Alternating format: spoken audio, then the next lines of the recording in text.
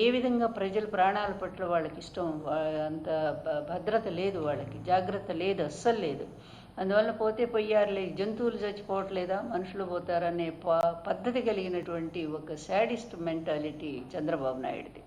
అందువల్లనే అతని పరిపాలనలోని ఎక్కువ మంది ప్రజలు ఆఖరు ఒక చిన్న మీటింగు, ఒక సందులో మీటింగ్ పెడితే ఆ మీటింగ్లో కూడా చచ్చిపోయారు కదా పాపం, మురుక్కాలలో పడి. ఆ చీరలు పంపిణీ అని చెప్పి ఆ చీరలు పంపిణీ చేస్తే అక్కడ చచ్చిపోయారు కదా. ఏంటి అసలు చంద్రబాబు అంటేనే మనుషులను చంపటమా? అప్పుడెప్పుడు భారతంలో ఆయన దుర్యోధనుడు పుట్టినప్పుడు ఇట్లాగే ఉల్కాపాతాలు భయంకరంగా, ఏది నక్కలు గొయ్యటము, తర్వాత ఏది పిడుగులు పట్టడము, జనం ఎక్కడికక్కడ చచ్చిపోవటం జరిగిందట. అదిగో మళ్ళా ఇట్లాంటి వాడు చంద్రబాబు లాంటి వాడు వచ్చాడు కనుక అధికారానికి, మళ్ళీ అలాంటి ఎన్నో అపశకునాలు మనకి కనిపిస్తూనే ఉన్నాయి, జరుగుతూనే ఉన్నాయి. అందువల్ల ఏం చెప్తాం, ఈ ప్రభుత్వం చెప్పిన గుడ్డిది. ఎందుకంటే వీళ్ళకి ఎంతసేపు ఉన్నా కూడా కక్ష సాధింపు. ప్రతిపక్ష నాయకులు లేకుండా ఎలా చేయాలి, వాళ్ళని ఎలా అరెస్ట్ చేయాలా, అసలు జగన్ గారిని లేకుండా ఎట్లా చేయాలి, ఈ దుర్మార్గ ప్లాన్తో ఆ వెంకటేశ్వరరావు, ఆ పాత హంతకులు అందరూ కలుస్తారు.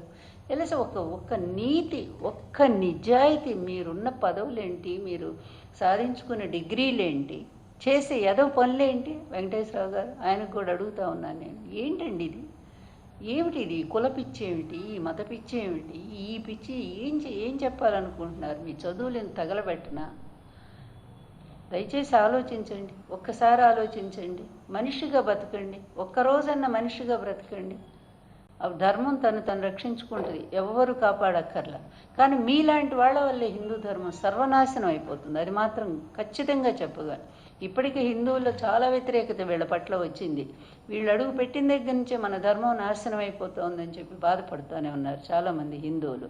అందువల్ల మీ వేషాలని, మీ ధర్మ వేషాలని, మీ సనాతన వేషాలని పక్కకు పెట్టి కాసేపు మానవత్వంతో సమాజం, మనిషి అనేటువంటి ఆలోచనతో మీరు, ఇంకా 3 ఏళ్ళు టైం ఉంది మీకు, ఉంటుందో మధ్యలోనే పోతారో మనకు తెలియదు.